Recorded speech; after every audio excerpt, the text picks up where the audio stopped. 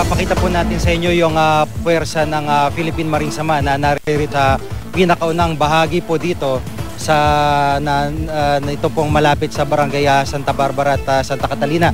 Sila po yung pinakamalapit dito sa may kanto ng patungong Santa Barbara at Santa Catalina na binabagit po kanina ni Attorney Mamawag na yung pong hinagisan ng tinapay pero binaril din po yung tinapay ng mga sniper. Ngayon nga po ay may manakanakang putok tayong naririnig dito.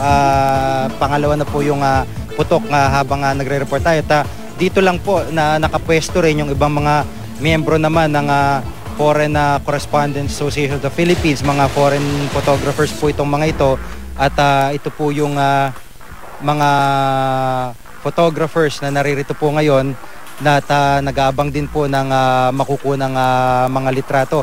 So dito lang po, ito po yung pinaka masasabi natin na safe na lugar sa ngayon. Bagamat paglagpas nyo po dito, dito sa may mga kantong ito, meron na pong mga nakasilip na sniper dyan. At yun nga pong isa sa mga ginagamit nilang kumbagay parang platform o high ground ay yung sinasabing bahay mismo ni Father Ufana na dalawang palapag na bahay sa may Lustre Street at yun po yung nabanggit din ng kanyang mga kasamahan na pare at ito po ay nananatili nga pong standoff.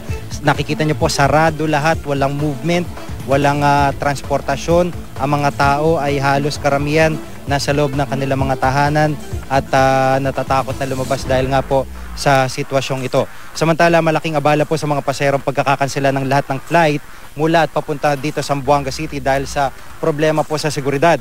Sanaya kanya-kanyang pwesto mga stranded na pasero para makapagpahinga. Ang ilan sa kanila noong linggo pa naroon at mahirap daw ang kanilang mga kalagayan. Bukod sa hindi nila alam kung kailan matutuloy ang kanilang flight, ay wala silang pansamantalang matutuloyan. Ang ilan sa kanila walang kamag-anak sa Maynila. Wala pong binanggit ang Civil Aviation Authority of the Philippines o CAAP kung kailan magre-resume ang mga biyahe ng aeroplano dito po sa Zamboanga City. At pinakamalapit na biyahe nga po dito papuntang Zamboanga ay mula sa bayan ng Pagadian na 6 hanggang 8 oras na biyahe by land para makaabot lamang po dito sa Zamboanga.